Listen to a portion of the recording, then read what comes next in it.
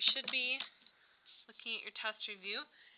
We're going to quickly go through each standard. I'm going to show you the correct answers. You can check your work, pause the video if you need to as we go through it. And I'll spend some time on each page kind of explaining how to do the problem. But if there's pressing questions after you watch the video, I suggest coming in early tomorrow morning to get help or stay during lunch or something like that. Okay, for standard G1, these are graphing exponential functions. That should be your first look at it. Remember to use negative 1, 0, 1 for your x values. When you plug in the negative, remember it flips, so 1/2 to the negative 1, it would flip to be 2. 2 times 3 then is 6. And then also don't forget to draw in your asymptote. Remember it starts at the x-axis, and then if you shift up or down, it also shifts. So now it shifted down 3. And let me use that as a guide to draw in my graph. For B,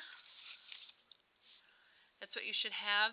It does flip, so it was an exponential growth, but then it flipped over that asymptote because of the negative in front. But all the same steps would be followed there. And then for number 2, a situation that would be modeled by a particular exponential function. Now, on your test, you'll have an actual function given to you. And you'll have to describe something that would refer to. So, for example, for this one, you start out with 3 units of whatever. You're doubling over time. And then that usually means my graph shifts to the left 1. So maybe you started on the last day of the previous month. But it's any situation that would grow very quickly over time. So bacteria growth, interest. I'm drawing a blank because it's been a long day. But yeah, there's lots. And I know some of you came up with some really good examples. So if you have a question on whether or not your example is correct, get with me tomorrow just real quick to see before your test on Thursday. Okay, flip page. Okay, for number 1, that should be your answer. You double each year, which means you have 100% and then you're adding another 100%. So you're taking the whole amount you have and then adding another amount. Not just a part of the percentage, but the whole percentage. So 1 plus 1 would give you a 2 there. So 7 times 2 to the 8th gives you that. For number 2, you're decreasing at a certain rate every year. So you should have the A times 1 minus R to the T. You're decreasing at 15% per year, so it's 0.15. Then punching it out on the calculator gives you that value there. Number 3 gives you that expression. This compounds quarterly, so I have to use the regular compound interest formula, and 4 is my N value. And punching out, you should get 160,728.29, or sorry, 89. Okay. This one compounds continuously, so you have to use the PERT formula. You plug in 0.05 for your rate. You're looking for 8 years, and punching all that out on the calculator gives you that amount in your account after 8 years. Okay. You can see number 5 also. The value of the natural base is approximately 2.718. And why is it considered the natural base? It's a number that occurs frequently in nature with different ratios, much like the value of pi, which is the ratio of circumference to radius in any circle. So I give the example of sunflower or with bone lengths, but it's a number that does pop up over and over again in nature. So that's why it's called the natural base, because it's a number that keeps occurring. Okay, and for your 6, your 4-type problem, you're given a function. This is in terms of years, but now they want to break down the model to see if there's any trends on a month-to-month basis. So to figure that out, we take the time and we divide it by 12, so 1/12 times t.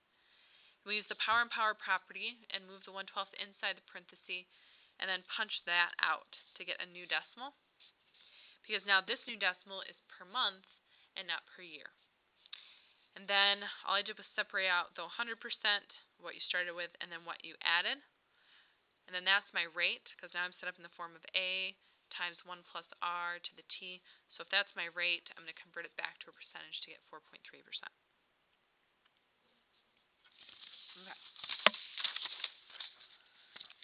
standard S1.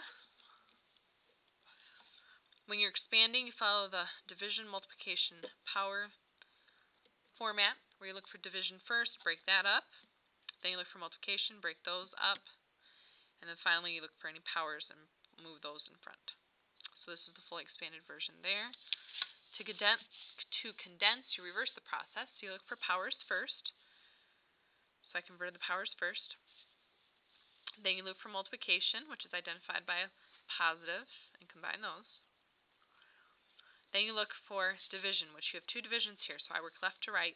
I divide 4 by that to get that first. And then I divide this by this, so it kind of looks like that craziness. But because we have a fraction over a fraction, you flip the bottom fraction and multiply. And if you do that, you end up getting that expression. Okay. And then for number 3, you're condensing the following problem, and all of you have some powers you can move, but then the rest of it is all division. So you work left to right, divide, then divide again. This is the same situation we had up here where we had to flip and multiply. So you flip and multiply, and you get that, and then you take this and divide it by z, because you have that last division. Again, flip and multiply, and you end up getting that expression at the very end. Okay? For G2, this is the graphing the logarithms equations. And I showed a lot of steps here, but that's because both logarithms that you had to graph were not base e or base 10. So you had to use the change of base formula to convert the values. Notice everything about a logarithm is opposite. So instead of growing quickly, it's going to grow slowly. Instead of the asymptote being horizontal, it is now vertical.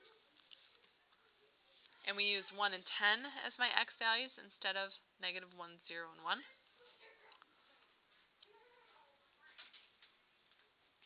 So since I went over these a few of them in class, I'm not going to go into huge detail here, but that is the work that you should have. And then for B, this one does a little flip on you because of that negative 3. So instead of growing, it's like it's flipped, and now it's decreasing very slowly. But those should be your values, and then you should have shifted them right 2 and up 1. Again, I had to use the change of base formula in order to punch those out on the calculator. Okay. For the second part in this standard, describe in words the differences between exponential and log graphs. You can talk about things like how they grow. Do they grow quickly? Do they grow slowly? Which one is which? You can talk about the direction of their asymptotes. You can talk about the values that you plug in, or what makes sense to plug in based on the shape of the graph. And then what other evidence besides graphing do you have that shows the two are opposite functions? Well, the other part of it excuse me, is that we use them to solve one another because they're opposite, so they cancel each other out.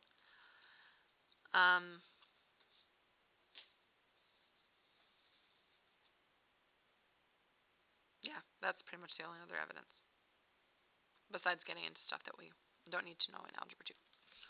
Alright, go ahead and flip. Last page. Okay, these ones use one-to-one properties, which basically is you need to rewrite the base sometimes in order to get the same base. So I converted 27 to 3 cubed, and then I distributed the 3 through there to get what I have up here, which then, because now they have the same base, I can take the log base 3 of both sides and cancel it out, and end up just solving for x. Same thing here, because I have the same log base on either side of the equation, I can raise both sides or exponentiate both sides, cancel out, and just work with the arguments until I get what x would have to equal to make those equal to each other. Okay. Number 2.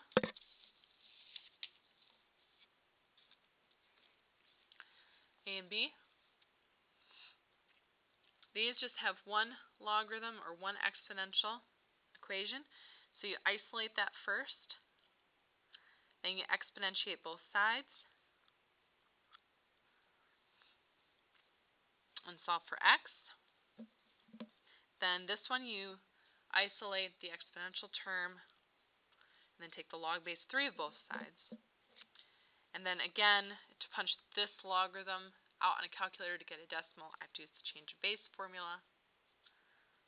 And then I get that decimal when I plug it into the calculator. Okay. Now, I ran out of room to do this last one, but I at least set it up for you. You have to condense first, and I have an addition sign there, which means I have to multiply the 4x minus 8 times 9x plus 1. So I multiply them, and then I exponentiate both sides to get rid of the log. 4 to the 10th ends up being this big number here, and then I FOIL those out to get that expression. Then I added my like terms and moved this over to get this. Now to solve the rest of the way, because it does say to solve, I would have to use the quadratic formula at this point to solve it out, which is easy to use because you're just plugging in A, B, and C and punching out in the calculator. But yeah, you would have to use the quadratic formula here for this one. Alright, that finishes out the test review. Again, I'll be here early tomorrow morning in case you need to or want to go over a few more things. I'll also be here after school tomorrow because your test is on Thursday. So, I'll see you later. This is Crisscross signing out.